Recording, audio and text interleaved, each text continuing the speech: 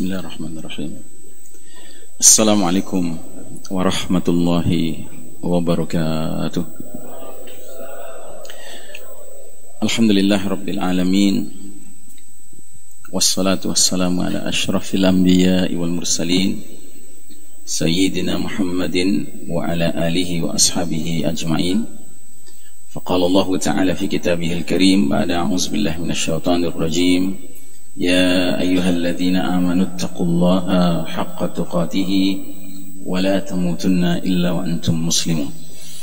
Hadirin jamaah salat zuhur yang dirahmati Allah, alhamdulillah pada siang hari ini kembali kita bersyukur Allah masih melimpahkan kita sebaik-baiknya nikmat iman dan Islam, yang hanya dengan itulah hidup kita menjadi lurus, menjadi benar, menjadi terang, menjadi selamat di dunia dan di akhirat, dan juga nikmat sehat walafiat, yang dengan itulah segenap urusan dan kewajiban dapat kita tunaikan. Mudah-mudahan semua aktivitas yang kita kerjakan, baik hablum minallah maupun hablum minan nas, diterima Allah Subhanahu wa taala.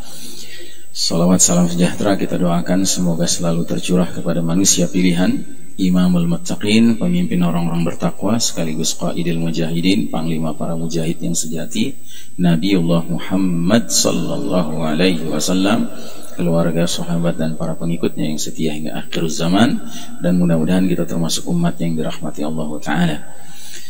Saudara sekalian rahimakumullah,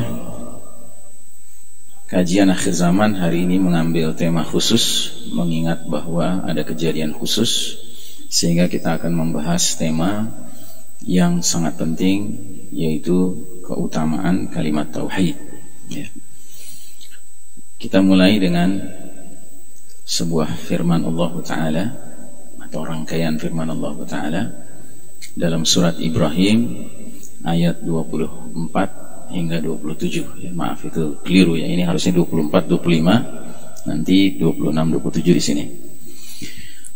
Allah Ta'ala berfirman, Alam tara kaifa daraballahu mathalan kalimatan tayyibatan kasyajaratin tayyibatin asluha thabitun wa far'uha fis sama. Wah, ini juga nggak pas nih. Tidakkah kamu memperhatikan bagaimana Allah Ta'ala telah membuat perumpamaan kalimat yang baik seperti pohon yang baik, akarnya teguh dan cabangnya menjulang ke langit ya.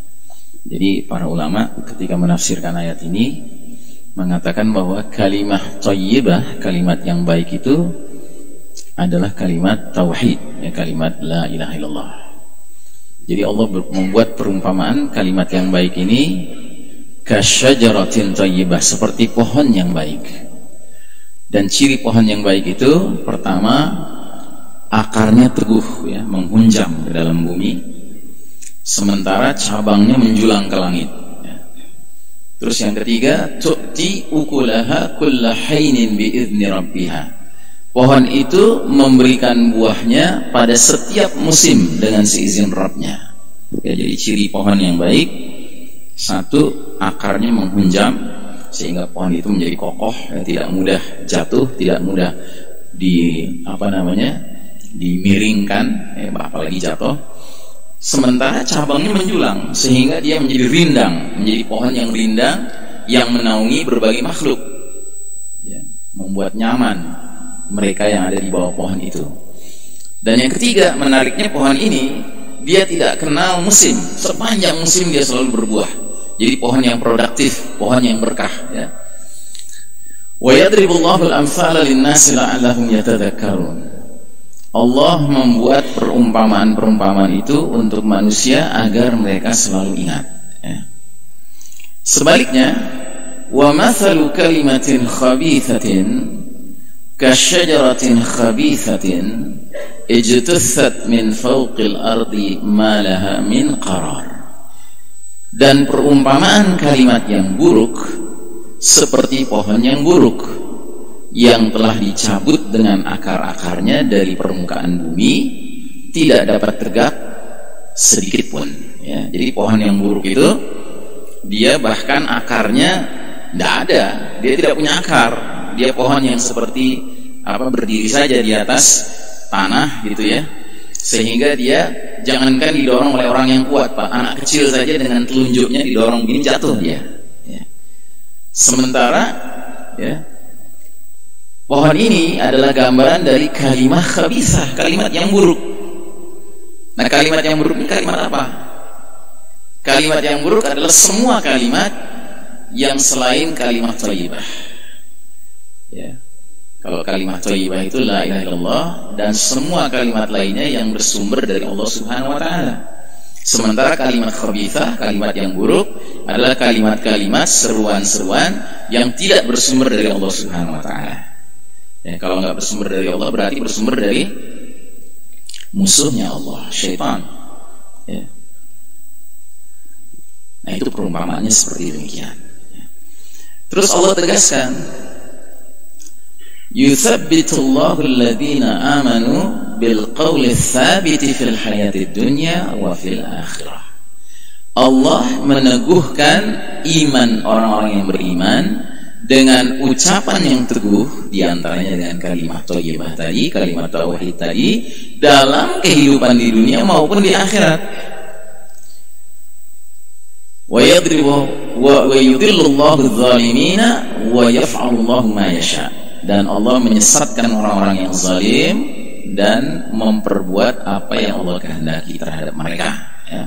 Nah, jadi saudaraku rahimakumullah, ketika seorang mukmin telah menjadikan kalimat thayyibah benar-benar pegangan hidupnya dan dia istiqomah berpegang kepadanya, ya, maka Allah Ta'ala akan meneguhkan kalimat itu di dalam dirinya, baik di dunia maupun di akhirat. Sehingga di antara bukti Allah meneguhkannya adalah ketika dia akan berpisah dengan dunia ini, Allah memudahkan dia lisannya mengucapkan kalimat thayyibah. Sehingga Nabi mengatakan, man qala la ilaha illallah fi akhir hayatihi dakhala al-jannah. Barang siapa mengucapkan kalimat thayyibah la ilaha illallah di akhir hayatnya, niscaya dia masuk jannah. Ya. Dan ini tidak bisa direkayasa, Pak. Tidak bisa. Ini sepenuhnya pemberian Allah Subhanahu wa taala. Ya. Karena Allah telah meneguhkan kalimat itu di dalam dirinya. Dan karenanya supaya kita memiliki hadiah diteguhkan oleh Allah itu, ya, kita sendiri dengan kalimat ini tidak boleh menjaga jarak. Kita harus benar-benar melekat dengan kalimat ini. Kalau dalam bahasa surat Al-Baqarah itu, kita harus menjadikan kalimat thayyibah ini sebagai sibghah. Ya, sibghah itu celupan. Jadi kita mencelupkan diri kita ke dalam kalimat thayyibah. Bukan sebaliknya. Bukan kalimat thayyibah yang kita celupkan dalam diri kita. Kalau kalimat thayyibah kita celupkan dalam diri kita, nanti berkembang la ilaha illallah versinya macam-macam. Begitu. Jadi kalau kita celupkan dalam diri saya, nanti ada la ilaha illallah versi Iksan Tanjung. Ya, itu kalau skalanya individu. Kalau skalanya suku, karena Iksan Tanjung orang Batak, gitu kan, nanti ada la ilaha illallah versi orang Batak. Nah, karena orang Batak itu bagian dari bangsa Indonesia, nanti ada la ilaha illallah versi Indonesia, versi Nusantara, gitu. Ya. Ini ngaco.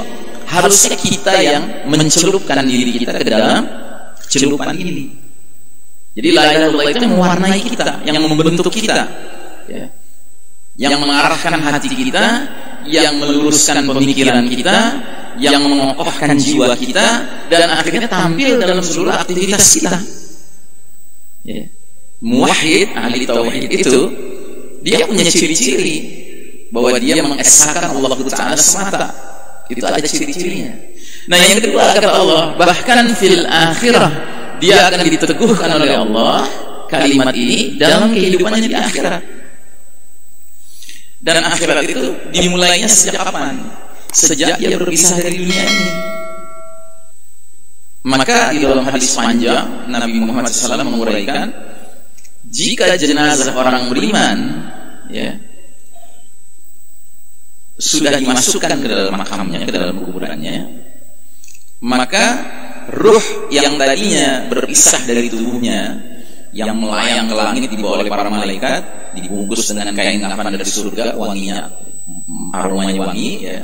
Kemudian sampai ketemu Allah, nanti Allah memerintahkan para malaikat, catat ya nama dia ini di dalam kitab Illiyin. Illiyin itu kitab kumpulan daftar nama orang-orang saleh. Ya. Kembalikan dia ke dalam kuburnya. Maka dikembalikan dia ke dalam kuburnya. Nah, kemudian di dalam kubur itu dua malaikat Munkar dan Nakir mendudukkan dia. Terus mulailah interogasi terjadi. Ya. Interogasi dengan pertanyaan standar. Marbuka, siapa Rabb kamu? Madinuka, apa din kamu? Jalan hidup kamu, way of life kamu, agama kamu. Ma hadzal rajul ladzi bu'itsa fiikum, apa pendapatmu tentang laki-laki yang diutus kepada kalian? Maka karena jenazah ini jenazah mukmin yang Allah sudah teguhkan kalimat thayyibah di dalam dirinya, dia dengan mantap menjawab, Rabbi Allah, Rabbku Allah, dini al-Islam, jalan hidupku Islam, huwa Muhammad Rasulullah sallallahu alaihi wasallam, yang diutus kepada kami laki-laki itu bernama Muhammad, dia utusan Allah. Maka tiba-tiba dari langit akan terdengar suara mengatakan, Shadaqa abdi, hambaku telah membenarkan. Dan tiba-tiba makamnya diluaskan jauh mata memandang, jadi lapang gitu kuburannya. Terus datang seseorang yang wajahnya menyenangkan, pakaiannya bagus, aromanya wangi. Dan orang ini berkata kepada jenazah mukmin ini, Abshir, bergembiralah engkau dengan hari yang dijanjikan untukmu ini. Maka dia bertanya, mana anta, siapa kamu? Sepertinya kamu datang bawa kabar baik. Kata dia, ana amaluka as-salih, aku amal salehmu. Aku akan mendampingimu seumurmu selama kamu di sini sampai hari berbangkit. Nah, terus tiba-tiba sebuah jendela dibuka di sebelah kiri dia. Dia lihat jendela itu. Ternyata di dalamnya dia lihat ada neraka menyala-nyala. Dia takut sekali melihat itu.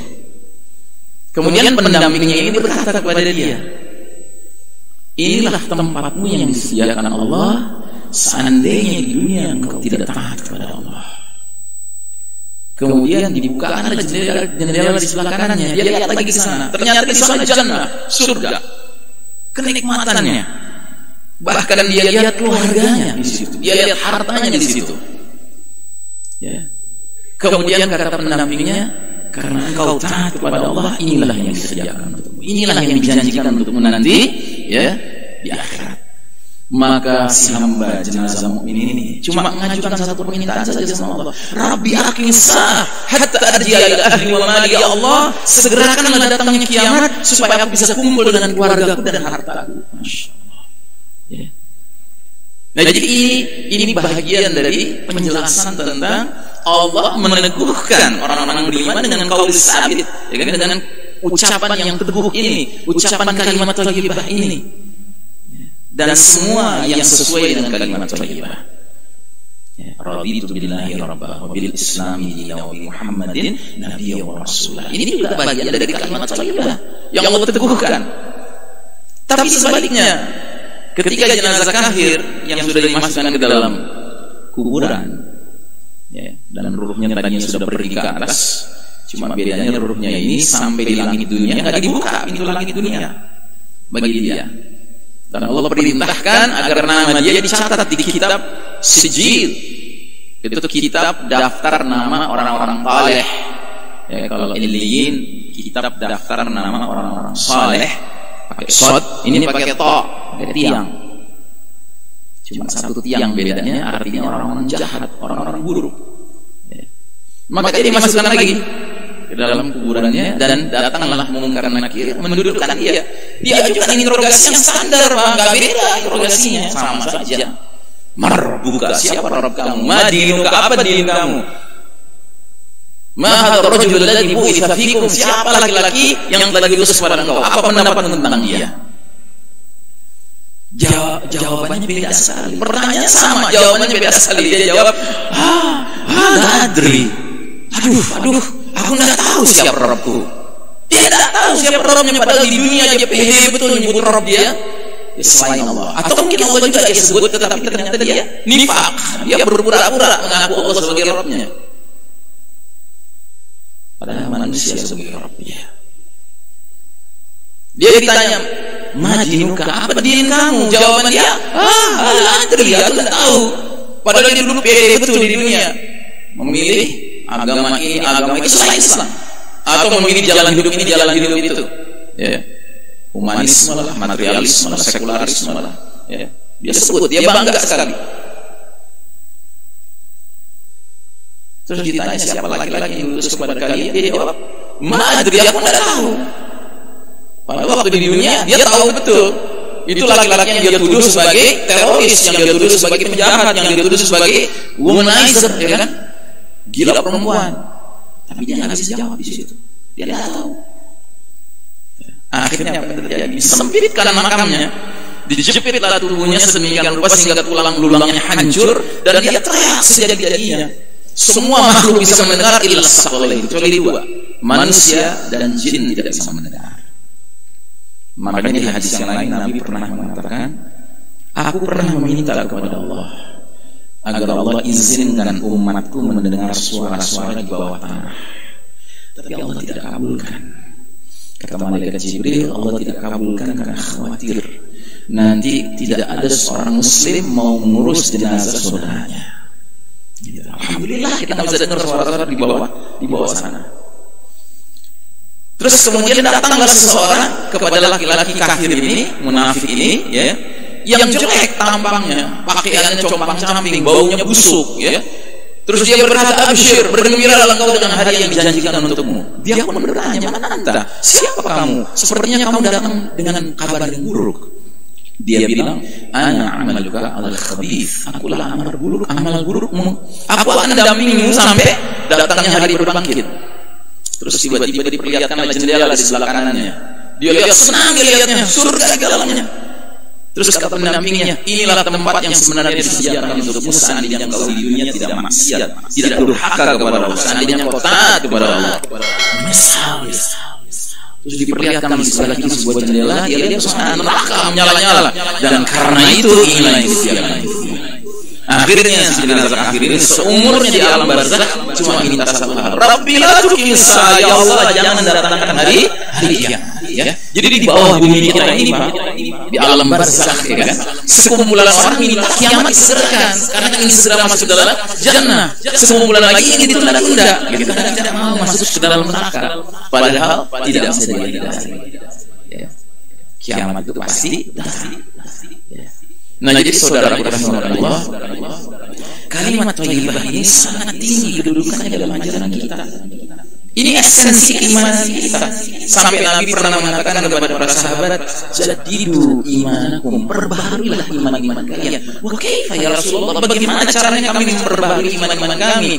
Aksiru dzikra la ilaha illallah. Perbanyaklah kalian mengingat-ingat, mengunyah-ngunyah, mencerap, ya kan, mengkaji ulang, mengingat kembali apa makna dari la ilaha illallah. Bukan sekedar zikir formal, zikir verbal, tidak. Walaupun ini juga baik. Banyak hadis-hadis yang menyebutkan manfaat dari mengucapkan kalimat ini, ya, harian. Nah, jadi saudara rahimakumullah, kata Nabi sallallahu alaihi wasallam dalam sebuah hadis, "Umirtu an uqatila an-nas hatta yashhadu an la ilaha illallah wa anna Muhammadar Rasulullah." Aku diperintahkan memerangi manusia sampai mereka bersaksi bahwa tiada ilah yang berhak diibadahi dengan benar selain Allah. Ya. Wa yuqimus salata wa yu'tuz zakata fa idza fa'alu dzalika 'asamu minni dima'ahum wa amwalahum. Kemudian mereka mendirikan salat, membayar zakat. Jika mereka melakukan hal-hal itu, maka darah dan harta mereka terlindungi dariku. Artinya darahnya enggak boleh ditumpahkan, hartanya enggak boleh diutak-atik. Ya, karena dia telah menjadi orang beriman. Maka hartanya dan nyawanya nggak boleh kita sentuh, nggak boleh kita rusak, nggak boleh kita sakiti. Hartanya nggak boleh sembarangan kita ambil. Ya kan? Illa bihaqqil Islam, kecuali dengan hak Islam, maksudnya kecuali kalau ada alasan tertentu yang menyebabkan dia menjadi boleh ditumpahkan darahnya. Ini pernah kejadian di zaman Khalifah Abu Bakar As-Siddiq radhiyallahu anhu. Datang segerombolan orang ke Madinah menemui Khalifah Abu Bakar Siddiq radhiyallahu an, kemudian minta agar dibebaskan dari kewajiban membayar zakat. Ya. Alasan mereka karena Nabi sudah wafat. Ya. Kami hanya mau membayar zakat dan menyerahkannya kepada Muhammad. Sekarang Muhammad sudah wafat. Ya. Apa jawaban Abu Bakar Siddiq? Apakah kalian ingin mencabik-cabik agama ini sedangkan aku masih hidup? Ya. Ketahuilah di dalam Al-Quranul Karim tidak pernah Allah pisahkan perintah menegakkan sholat dengan membayar zakat. Demi Allah, kalau kalian tidak bayar zakat, kami perangi. Wow, dahsyat. Abu Bakar itu terkenal lembut orangnya, Pak. Sehingga ketika rombongan ini sudah pergi, Umar bin Khattab bertanya kepada Abu Bakar, ya Abu Bakar, kok engkau galak gitu? Mereka kan Muslim, mereka kan sholatnya ngadep ke kiblat, gitu. Mereka masih mengucapkan 2 kalimat syahadat, ya kan? Gak boleh kita perangi mereka. Gitu kata Abu Bakar. Apa jawab? Kata Umar. Ya kan? Apa jawab Abu Bakar? Abu Bakar mengatakan, hai Umar, aku heran dengan engkau. Engkau waktu jahiliyah galak betul. Sekarang udah jadi Muslim kok nggak bisa galak katanya. Ya kan? Ketahuilah, Nabi mengatakan illa bihaqqil Islam, kecuali dengan alasan yang dibenarkan oleh Islam. Ini alasan yang dibenarkan katanya. Demi Allah, di dalam Al-Quran Allah nggak pernah pisahkan antara perintah menegakkan sholat dengan membayar zakat. Lalu mereka ingin cabik-cabik agama ini dengan memilah-milah gitu. Sholat tetap jalan tapi nggak membayar zakat. Wah, berapa banyak orang yang diperangi sama Abu Bakar hari ini ya, kalau seandainya beliau hidup. Gitu. Nah, jadi saudaraku rahimakumullah, wa hisabuhum Allah, kata Nabi. Sedangkan hisab perhitungan amal mereka terserah kepada Allah. Dan kita jangan salah paham ya, kok wah ini agama perang, berarti Islamnya agama perang. Nanti dulu. Ya. Pertama, asbabul wurud hadis ini keluarnya terbitnya bukan di Mekah, tapi di Madinah. Ketika para sahabat telah hijrah, ya. Waktu di Mekah, Nabi dan para sahabat itu minoritas, tertindas, terbatas ruang geraknya di Mekah. Mereka lemah. Tapi setelah di Madinah, mereka punya kekuatan. Sehingga keluar hadis ini.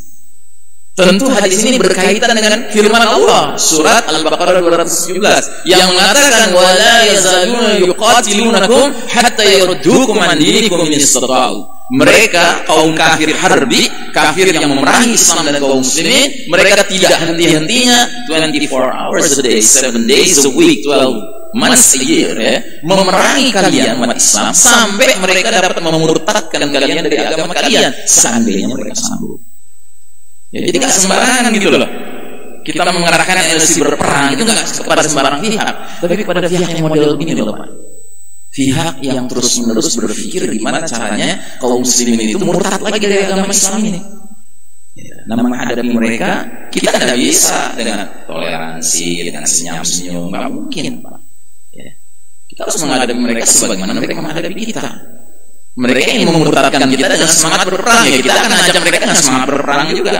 Ya kan? Cukup sampai mengucapkan la ilaha illallah. Adapun sholat zakat itu kan proses. Tapi mengucapkan la ilaha illallah ini syarat minimal. Yang karenanya dalam sebuah hadis diterangkan, ini hadis disampaikan oleh sahabat namanya Usama bin Zaid radhiyallahu anhu. Ya. Rasulullah SAW mengutus kami ke Al-Huraqah, salah satu daerah Juhainah. Lalu saat pagi hari kami menyerang musuh, ya. Jadi Nabi memerintahkan Usama bin Zaid ikut dalam sebuah ekspedisi peperangan yang melawan musuh. Kami serang mereka hingga dapat mengalahkan mereka. Setelah itu, aku dan seorang laki-laki Ansor, kata Usama, bertemu dengan seorang laki-laki dari mereka. Jadi ternyata masih ada nih musuh satu orang. Ketemu Usama yang berjalan berdua dengan seorang sahabat dari Ansor, dari kalangan Ansor. Ketika kami mendekati si laki-laki ini, tahu-tahu dia mengucapkan la ilaha illallah. Musuh mengucapkan la ilaha illallah, ya. Akibatnya apa? Laki-laki Ansor itu menahan diri untuk tidak membunuhnya. Dia tahan diri, nggak jadi dia membunuh si musuh itu. Tadinya mereka membunuh dia, ya kan? Sedangkan aku, kata Usama, aku menusuknya dengan tombakku hingga aku membunuhnya. Terus apa yang terjadi? Ya. Ketika kami sampai kembali ke Madinah, peristiwa ini dilaporkan kepada Nabi Sallallahu Alaihi Wasallam. Maka Nabi berkata kepadaku, ya Usama, ya, aqataltahu ba'da ma qala la ilaha illallah. Hai Usama, ya, kamu bunuh seseorang setelah dia mengucapkan la ilaha illallah? Maka kata Usama apa? Ya, aku, ya, jadi katanya, wahai Rasulullah, dia laki-laki itu mengucapkan la ilaha illallah hanya sebagai tameng, gitu. Jadi ijtihadnya Usama, kenapa dia tetap bunuh? Karena orang ini cuma sekedar cari selamat, gitu. Jadi ngucapin la ilaha illallah supaya nggak dibunuh, gitu. Tameng, gitu. Ya kan? Pura-pura aja, ya kan? Terus apa kata Nabi? Nabi berulang kali bertanya, ya kan? Apakah kamu membunuhnya setelah dia mengucapkan kalimat la ilaha illallah? Ya kan? Kata Usama, beliau Nabi Muhammad SAW masih saja mengulang-ulang pertanyaan itu kepadaku sehingga aku berandai-andai bahwa aku belum masuk Islam pada saat itu. Artinya apa perasaannya sama? Menyesal. Dia sadar dia salah, ya kan? Dia telah membunuh seseorang yang mengucapkan la ilaha illallah, lalu dengan bodohnya, dengan akal pendeknya, dia berkesimpulan ini pura-pura aja, gitu. Ini jelas musuh, Pak. Ini jelas musuh, gitu loh, Pak. Sekarang ada kain tulisan la ilaha illallah, terus dituduh sebagai ini bendera ormas tertentu yang pura-pura aja pakai la ilaha illallah, ya kan? Maka dalam rangka mensucikannya kita bakar. Kira-kira masuk nggak, Pak? Masuk, benar nggak? Dan ini ormas kafir, ormas musuh, atau ormas Islam? Ormas Islam, saudara kita, gitu loh. Sekalipun kita nggak cocok dengan ormas itu misalnya, ya kan? Terus alasan boleh gitu membakar kain itu, ya nggak bisa. Karena saudara rahimahullah, peristiwa ini nggak ada ceritanya boleh kita lupakan, nggak boleh kita lupakan. Ini pelajaran penting bagi kita. Wajib bagi seorang Muslim yang di dadanya ada kalimat thayyibah, ya, punya ketersinggungan, kemarahan karena Allah melihat peristiwa ini, Pak. Tidak boleh tidak marah, Pak. Wajib marah. Ingat, marahnya karena Allah. Ya. Nabi pernah bertanya kepada para sahabat, ya kan? Apakah urwatul keimanan yang paling inti itu apa? Ya, sahabat menjawab, salat ya Rasulullah. Hasanah, bagus. Terus yang lain jawab, sedekah ya Rasulullah. Bagus, kata Nabi. Yang lain lagi menjawab, puasa di bulan Ramadan. Hasanah, bagus, kata Nabi. Yang lain lagi menjawab, pergi haji. Bagus, kata Nabi. Bahkan ada yang menjawab, al-jihadu fisabilillah. Hasanah, kata Nabi, bagus. Nggak ada lagi yang menebak-nebak. Akhirnya Nabi jawab sendiri, inna awsaqa ural iman, sesungguhnya inti dari keimanan adalah al-hubbu fillah wal bughdu fillah. Engkau cinta karena Allah, engkau benci karena Allah, engkau marah karena Allah. Ya, itu inti iman, Pak. Itu intinya iman. Ya, ingat, marahnya karena Allah, bukan marah emosional gitu, nggak terkendali, nggak boleh. Ya. Makanya sekali lagi saya tekankan, Pak, peristiwa ini peristiwa yang harus kita catat, Pak. 22 Oktober 2018. Ya. Ini peristiwa yang sangat menyakitkan. Karena reaksi umat Islam nggak ada batas, nggak ada batas. Semua kelompok pengajian manapun marah, iya kan? Gitu. Bahkan sampai ke luar negeri, dari Syam sampai ngirim foto-foto menyatakan, ya kan? Asallahu ayyuharriqu aydihim, ya kan? Semoga Allah membakar tangan-tangan mereka. Gitu. Mereka tulis lagi, hai Banser, gitu. Ditulis di situ. Jadi dari jauh-jauh dari Syam, dari negeri yang sedang bergolak sekarang ini. Di Rusia sampai mereka menggelar aksi mengibarkan bendera Roya dan Liwa sebagai bentuk solidaritas. Kemarahan mereka nggak bisa mereka sembunyikan. Memang mereka tahu ada urusannya ini dengan HTI, nggak tahu mereka urusannya dengan HTI. Pokoknya mereka lihat video itu ada bendera warna hitam tulisan la ilaha illallah dibakar, ada ikat kepala tulisan la ilaha illallah dibakar, kan begitu. Kita bukan gara-gara, Pak, cuma kita harus mengambil pelajaran. Kita tidak boleh menjadi umat yang diam saja ketika sesuatu yang batil berlangsung. Karena kata Nabi ada 3 tingkatan melihat kemungkaran. Tingkatan tertinggi, ubah dengan tangan. Kita nggak punya tangan, nggak punya kuasa. Yang mestinya menggunakan tangannya nggak digunakan, gitu. Malah ngebelain. Ya, sanggup kita dengan tangannya, dengan mulut. Dengan mulut kasih nasihat kalau bisa sampai kepada mereka. Kalau nggak bisa, setidak-tidaknya umat ini dididik gitu loh. Ini mungkar gitu loh. Jangan sikapnya dengan biasa-biasa saja. Jangan sikapnya sebagai udah gaduh nih negeri, jangan ditambah lagi kegaduhan. Enggak begitu, Pak. Enggak boleh. Nggak bisa juga kita dengan lisan, ya kan? Setidaknya dalam hati kita ada ingkar kepada mungkar. Sebab kata Nabi yang begitu pun mengingkari di dalam hati itu selamanya iman. Sehingga di hadis yang lain kata Nabi, kalau sampai mengingkari dalam hati saja nggak ada iman sama sekali. Maka mereka yang turut mengikuti alur berpikir para pembakar itu dan para pimpinan-pimpinannya pada hakikatnya seolah-olah menyatakan kami nggak beriman sama sekali. Tanpa mereka harus mengakuinya. Tapi hakikatnya demikian. Paham ya Pak? Nah, jadi kita lanjutkan lagi, ada hadis lain lagi yang bisa kita ambil pelajaran. Kata Nabi, "Yusahu bi rajulin min ummati yaumil qiyamati 'ala ru'usi al-khalaiq." Kelak nanti di hari kiamat akan diteriakkan, dipanggil seorang laki-laki dari umatku di atas kepala seluruh makhluk. Jadi dihadirkan, dia dipanggil, semua menyaksikan. Apa yang terjadi? Dibentangkanlah untuk dia 99 buku catatan dosa. Dan setiap buku catatan yang panjangnya sejauh mata memandang. Jadi itu daftar dosa dia banyak muncul. 99 buku catatan isinya dosa semua. Terus Allah bertanya kepada si hamba ini, apakah kamu mengingkari sesuatu dari catatan ini?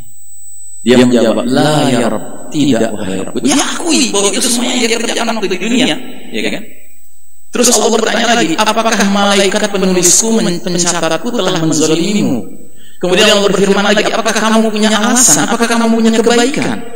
Ya, kebaikan maksudnya untuk mengcounter keburukan-keburukan yang ada ini, gitu, ya kan? Apa jawab dia dengan penuh kejujuran, dengan penuh rasa takut? Laki-laki itu menjawab, lah, tidak ada. Ya kan? Jadi dia tidak punya kecurigaan bahwa malaikat pencatat telah berlaku zalim. Tidak, memang itu semua benar dia kerjakan, gitu loh. Dia tidak pungkiri, itu memang benar dia lakukan. Terus Allah berfirman, sesungguhnya kamu memiliki hasanat, beberapa kebaikan di sisi kami. Sesungguhnya pada hari ini tidak ada lagi kezaliman bagi dirimu. Ya. Jadi Allah tidak mengatakan kamu punya kebaikan yang bisa mengcounter ini, tapi Allah mengatakan kamu punya hasanat. Bukan hasanah apa? Hasanat itu satu kebaikan. Ini banyak kebaikan, beberapa kebaikan. Ya kan? Bingung orang ini bingung. Terus apa yang terjadi? Maka dikeluarkanlah untuknya bitokoh. Bitokoh ini kartu, Pak. Kayak KTP, kayak SIM gitu, kartu, ya kan? Kartu, ya, kartu tol gitu, ya kan? Kartu. Tulisannya apa di kartu itu? Asyhadu an la ilaha illallah wa anna Muhammadan abduhu wa rasuluhu. Aku bersaksi tiada ilah selain daripada Allah, dan aku bersaksi bahwasanya Muhammad adalah hamba dan utusannya. Terus Allah Ta'ala, ya, terus Nabi bersabda, lelaki itu bertanya kepada Allah, ya Rabbku, apa hubungannya kartu ini dengan buku catatan dosaku yang begitu banyak? Dia heran, apa urusannya kartu ini dengan buku catatanku yang begitu banyak? Ya kan? Maka Allah menjawab, sesungguhnya kamu tidak akan dizalimi. Maka diletakkanlah buku catatan dosa dia di atas satu daun sisi timbangan, dan kartu di bagian daun sisi timbangan yang lainnya. Ternyata catatan-catatan itu lebih ringan daripada kartu itu. Ya, kartu itu lebih berat. Ya. Bayangkan, Pak. Berarti bagi si hamba ini, muwahhid ini, ahli tauhid ini, ya kan? Dua kalimat syahadat yang dia ucapkan itu ibaratnya harapan terakhir dia kan, untuk selamat dari api neraka. Gitu. Kira-kira mereka yang membakar bendera kemarin, Pak, tahu nggak sih hadis ini? Kalau mereka tahu, mustahil mereka akan membakar bendera itu. Mustahil. Sehingga saya punya dugaan kuat, Pak, mereka yang membakar itu saat membakarnya hati dan akal mereka sedang nggak terlibat, Pak. Nggak terlibat kelihatannya hati dan pikiran mereka. Kalau terlibat pasti berhenti mereka. Ya kalau mereka Muslim ya tentunya. Ya nggak tahu lain cerita kalau mereka PKI ya, ateis gitulah, emang benci sama Islam. Wallahu a'lam bishawab. Kita nggak menuduh, ya. Cuma kan logika kita bertanya, ini apa? Manusia macam mana ini? Muslim macam mana? Dengan ringannya membakar sebuah kain, ya kan? Bendera bertuliskan kalimat thayyibah. Kalimat yang akan menyelamatkan seseorang dari api neraka di hari berbangkit nanti. Gitu. Baik, kita lanjutkan. Hadis yang terakhir, lamma hadarat Abu Talib al-wafatu ja'ahu Rasulullah sallallahu alaihi wasallam fawajada indahu Aba Jahlin ibn Hisham wa Abdullah ibn Abi Umayyah ibn al-Mughirah. Qala Rasulullah sallallahu alaihi wasallam li Abi Talib, ya ammi qul la ilaha illallah kalimatan ashhadu laka biha indallah Jadi ketika menjelang wafatnya paman Nabi bernama Abu Thalib, ya, maka Rasulullah SAW mendatanginya dan ternyata di situ sudah ada Abu Jahal bin Hisham dan Abdullah bin Abi Umayyah bin Al-Mughirah, dua tokoh musyrikin Quraisy. Ya. Jadi Abu Thalibnya sedang berbaring menjelang wafat, ya, sakit keras gitu ya. Datang Nabi membesuknya.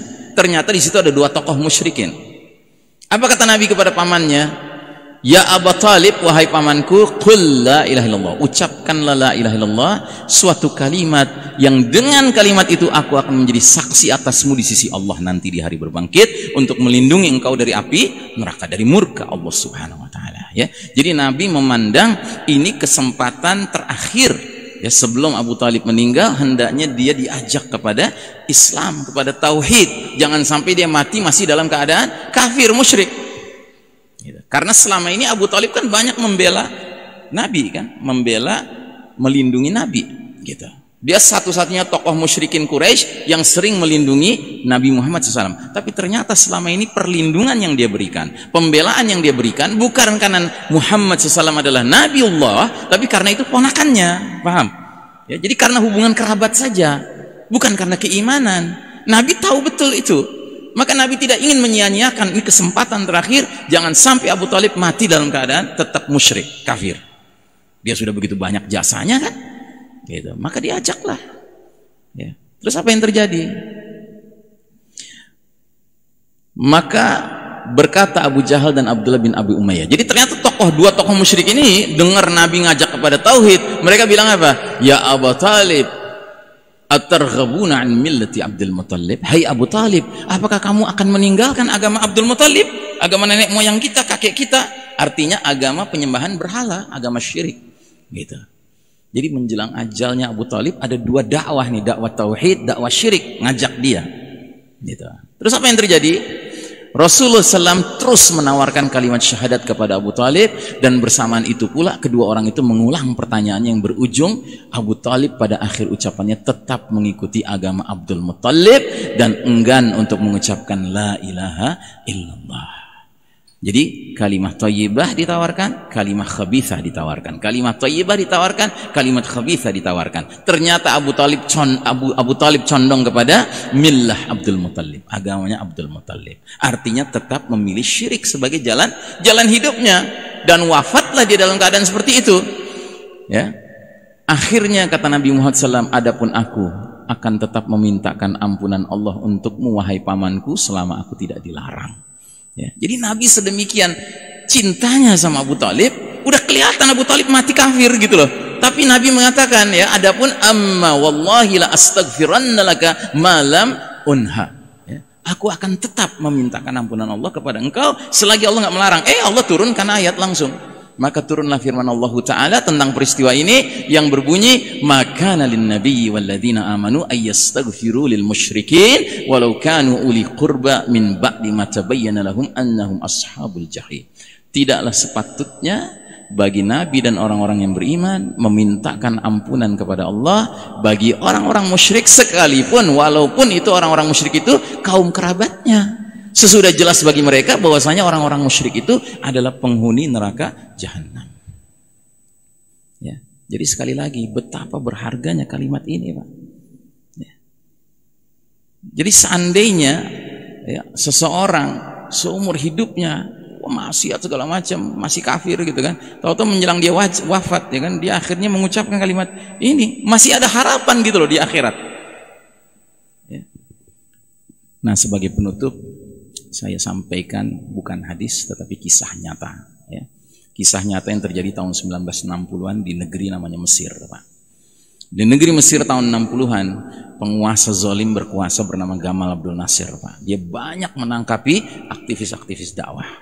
Dan di antara yang dia tangkapi ada ulama namanya Said Qutb rahimahullah. Ya, Said Qutb ini ditangkap dan dia diadili dengan cara yang tidak adil di pengadilan militer, ya. Sehingga dia kemudian divonis bersalah, dituduh makar. Lewat apa? Lewat tulisannya, Pak. Ya, dan Anda bisa baca tulisannya, sudah diterjemahkan ke bahasa Indonesia. Judul bukunya aslinya Ma'alim fit Thariq, sudah diterjemahkan ke bahasa Indonesia dengan judul Petunjuk Jalan, karya Said Qutb. Buku ini oleh Gamal Abdul Nasir dianggap sebagai buku yang menyulut semangat makar masyarakat rakyat kepada penguasa. Ya. Padahal inti bukunya adalah mengajarkan la ilaha illallah. Nah, jadi dia divonis hukuman mati. Dan dia akan dihukum gantung bersama dengan aktivis dakwah yang semuanya anak-anak muda. Dia yang tertua, ini ulamanya. Gitu.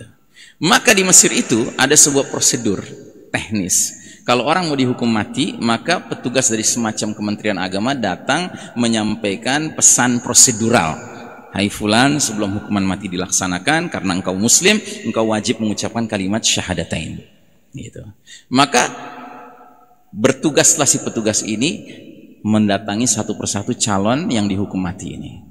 Pas sampai kepada giliran Said Qutb, dia mengucapkan kalimat tadi. Wahai Said Qutb, sesuai prosedur negara, sebelum engkau dihukum mati karena engkau muslim, harus mengucapkan kalimat la ilaha illallah, asyhadu an la ilaha illallah, syahadatain. Apa jawab Said Qutb? Hatta anta ya fulanin tashtarik litatimma hadhihi al-masrahiyah. Sampai engkau wahai fulan harus terlibat menyempurnakan sandiwara ini. I'lam annaka ta'kul min la ilaha illallah. Ketahuilah sesungguhnya kamu cari makan dengan cara nyuruh-nyuruh orang ngucapin kalimat la ilaha illallah. Ya, amma ana aisyu wa amutu li ajli la ilaha illallah. Sedangkan aku hidup dan matiku sudah demi kalimat la ilaha illallah. Artinya lo nggak usah ngajarin gua dah. Gua udah tahu memang seluruh hidup gua sudah untuk la ilaha illallah. Masya Allah, ya. Makanya banyak yang mengatakan Said Qutb mudah-mudahan matinya mati syahid, ya. Baik, nah jadi saudaraku rahimakumullah, yang terakhir sekali kami ingatkan bahwa ternyata ada hadis yang mengisyaratkan bahwa pasukan Al-Mahdi kelak nanti, Amirul Mukminin fi akhir zaman, akan mengibarkan ar-rayatus sud, ya, bendera-bendera berwarna hitam, ya.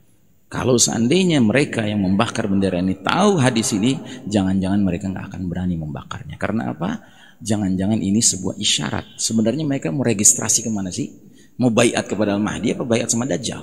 Ini yang harus kita tanyakan, ya.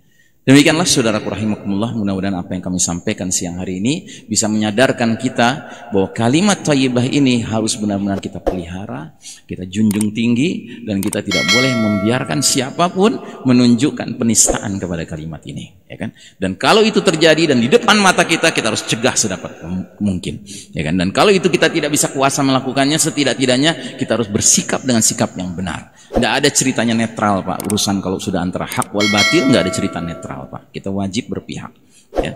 Demikianlah, mudah-mudahan Allah Ta'ala melindungi masyarakat kita dari datangnya azab Allah Ta'ala karena adanya perilaku-perilaku seperti ini. Karena jujur, Pak, ya, kalau kita tidak melakukan nahi mungkar, sesungguhnya kita membiarkan azab Allah datang.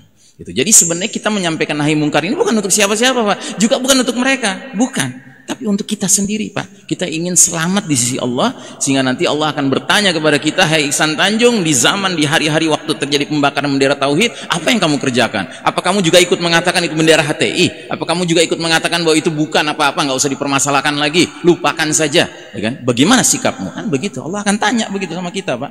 Ya, dan kita sudah ditakdirkan hidup menjalani hari-hari ini, Pak. Maka marilah kita menjadi al-muwahhidun, ahli tauhid, yang benar-benar bertauhid di hati kita, di pikiran kita, dan di dalam perilaku kita. Mudah-mudahan dengan demikian masyarakat bertauhid yang sejati benar-benar tumbuh di tengah, ya, lingkungan kita ini.